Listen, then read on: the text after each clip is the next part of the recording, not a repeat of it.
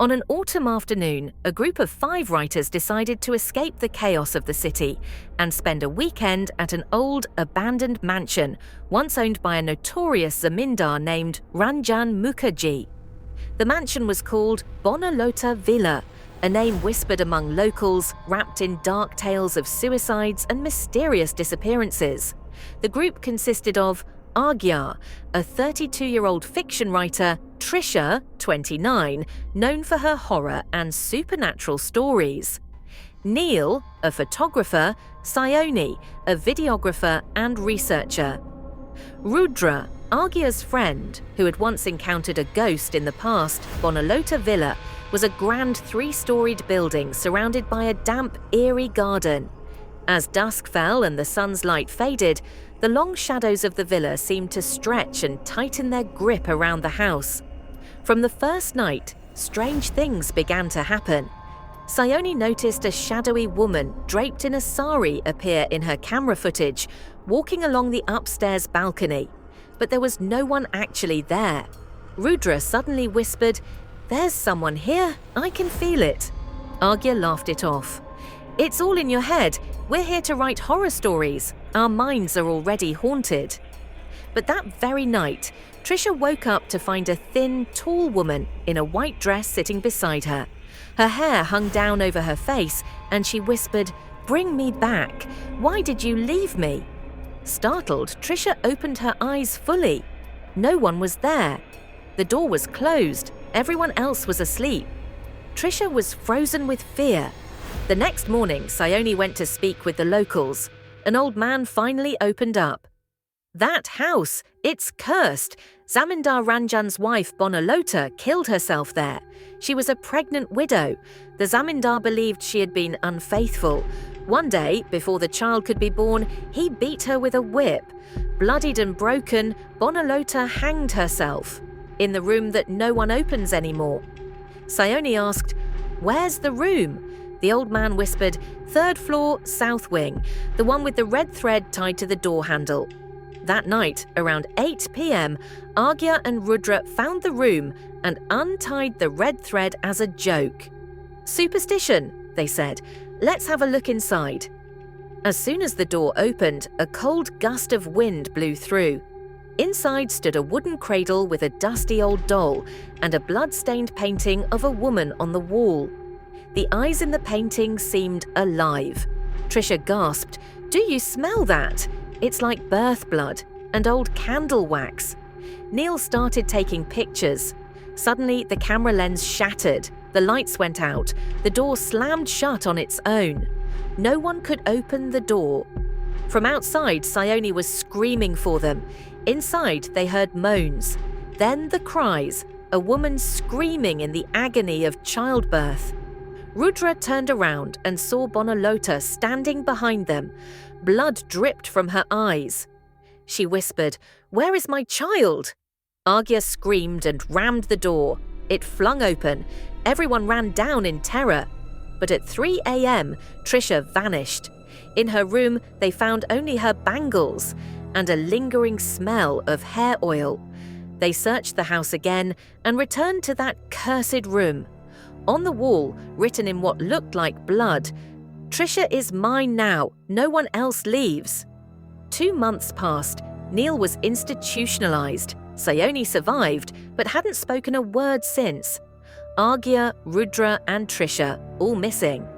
The police report claimed they had fled, but locals swore that every night, 3 shadows could still be seen behind the upstairs window panes. That's when Sayoni's sister, Mehuli, a freelance journalist, decided to uncover the truth. While searching Sayoni's belongings, she found an old red diary. On the cover, in faded ink, "The world behind Bonalota's mirror."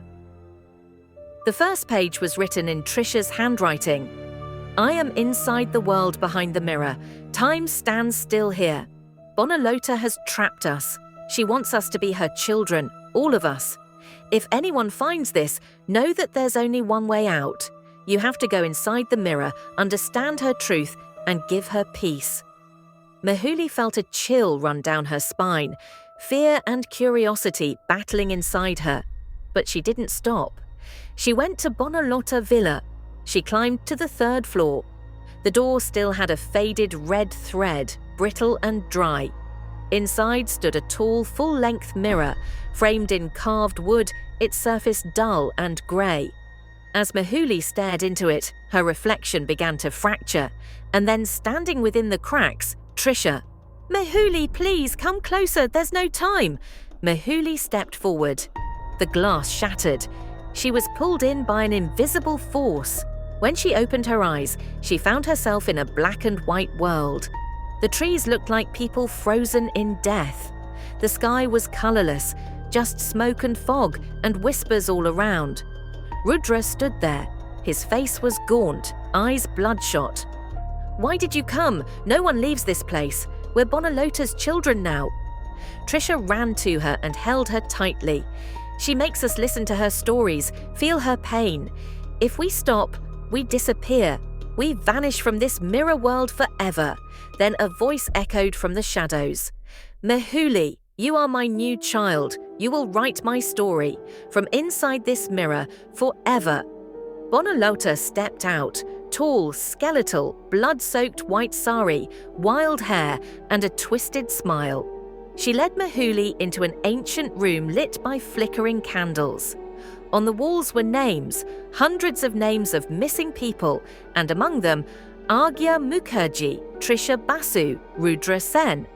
And just below, Mehuli Dutta. Mehuli realized, to escape this world, she had to understand Bonalotta's truth. One night, she secretly followed Bonalotta's shadow. In the fog, she saw her weeping, cradling a clay doll, repeating, "He left me. They killed my child. I just wanted to be a mother." Mehuli understood. Bonalotta died before giving birth. Her longing to be a mother and the violence she endured had twisted her into a vengeful spirit. Gently, Mehuli approached. "I'll write your story. I'll tell the world the truth, but you must let us go." Bonalotta looked at her, then slowly said, "Write, and leave it in the mirror. Give my child a name. No one ever did." Mehuli used blood to write on the wall, "Aronya Mukherjee, Bonalotta's son." Suddenly, the fog began to lift. Light shone through a crack in the mirror, a way back. Mehuli woke up, lying in the same room. Around her were Trisha, Rudra, and Agya, unconscious. They slowly woke, disoriented but alive. The mirror was intact, but etched into it were the words, "Thank you. Now I can sleep." Mehuli opened the red diary and wrote, "Bonalotta was a tortured soul, an unfulfilled mother. We couldn't give her peace, she chose it herself, but the mirror still remains. And those who gaze into it with too much curiosity, they eventually step through." Suddenly, the floor beneath Agya gave way. He fell into a hidden basement.